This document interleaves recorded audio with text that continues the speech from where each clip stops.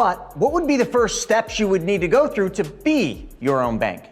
And actually, what does it mean to be your own bank? These are the things I want to cover in this video, and I want to break it down for you so that being your own bank is as simple as changing just one thing and adding one step. But before we get into that, let me just throw some things at you. The most important thing when it comes to your money is being in control of your money. But you are not. None of us are, because we have never been taught to be in control of our money. Now let me break that down to you and explain it. We have been taught to get jobs, make money by trading our time for money, right? Every one of us goes to a job, works a business, or does something, and we count hours. Well, I shouldn't say all of us, but 99.9% of the folks out there, that's what they do. And when they trade an hour for $1, that results in a paycheck, weekly, bi-weekly, monthly, however you get paid. And what do you do when you get that paycheck? Now I know nobody gets cash anymore, but when you get the paycheck, this is what it technically would look like. You take that money and you put it into a traditional bank. Now, today, in this high interest rate environment, banks pay you interest on your savings, right? And you do whatever it takes to save as much as you can at the bank. I know most people inherently want to save money, but let me talk about what we do wrong and how being your own bank will fix all of that. Here's what we do wrong. We take our hard-earned dollars that we traded our time for, we put it in the bank, and the very first thing we do is we pay our bills. We pay our expenses, we pay our loan payments, we pay our credit cards, our mortgages, our car payments, everything else. And then whatever's left, if there is even anything left, that is our savings. That is also backwards. According to all the laws of wealth, all the rules of gold, everything that has ever been established about money, that is backwards. Because you are the single most important piece of that. You are the golden goose, and without you, none of that exists. But yet, you put yourself last. You pay yourself after everybody else has been paid.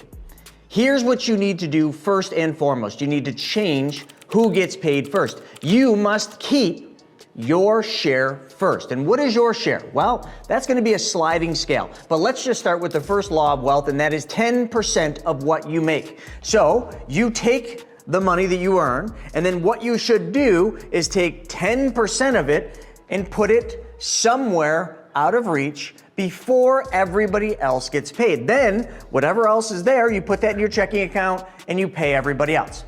That would be a tremendous improvement in what you're doing. But that isn't being your own bank. You see, being your own bank would involve changing one thing, which is where that savings goes first, and then adding one step. Now let's go back to that original formula. You worked for money, traded your time for dollars, you put it in the bank, you paid your bills, your loan payments, and everything else. Now just imagine this.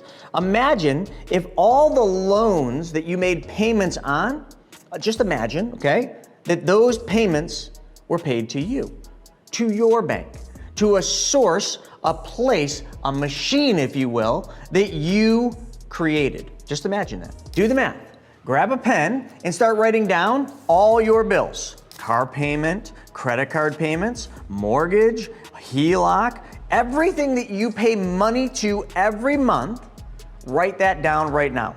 How much does that work out to be? $3,000, $10,000, $15,000? Now, what I want you to do is I want you to then break down how much of that dollar amount that you pay monthly on all your debts, how much of that is interest, okay? Is it half?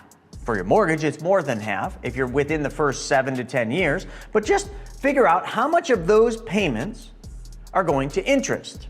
Now I know for a fact, because statistics told me, credit card payments almost all go to interest because most people just make minimum payments. So just imagine all those payments, principal and interest, were paid to you, to your bank. What would your life look like? Well, that is exactly what being your own bank is. All of the payments you make on the loans, not the expenses, not your rent, not your groceries, not your diapers, but your loan payments, your credit cards, your car payments, all of that stuff gets paid to you. You keep all the interest. You are in control. My name's Chris Naugle, and this is What Now, What's Next if you became your own bank.